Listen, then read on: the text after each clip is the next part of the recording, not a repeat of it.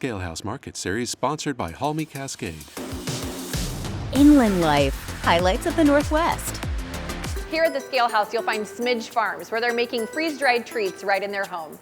Amanda invited me inside their house to learn more about their story. When we moved into this house, I had no idea that I wanted to have a little farm. You know, and so I think you learn like the things that you like, or you want to get out of the grocery store more and just like grow your own food, you know, raise your own eggs, things like that. And so it was kind of like, how do I do this all the time?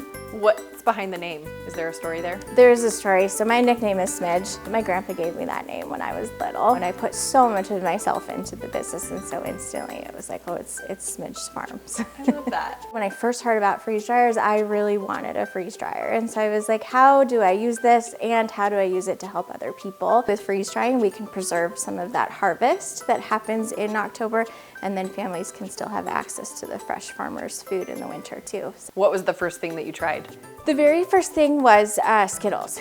Yeah, Skittles back then was like the #1 thing that everyone started seeing on social media. Yeah. And so we popped the Skittles in right away. My favorite thing is when a kid comes up to me that wants to buy their own freeze dryer. They want to make their own freeze dry candy, you know, so you get to talk to them about how fun that would be and what it would look like. So that's awesome. I think it's fun to see them get involved in preservation and know their ingredients and how they're made. And what's it like when you share something new with a customer right there in person at the market? That's my second favorite thing, is when someone gets to try freeze-dried candy for the first time, and they always are like, wow.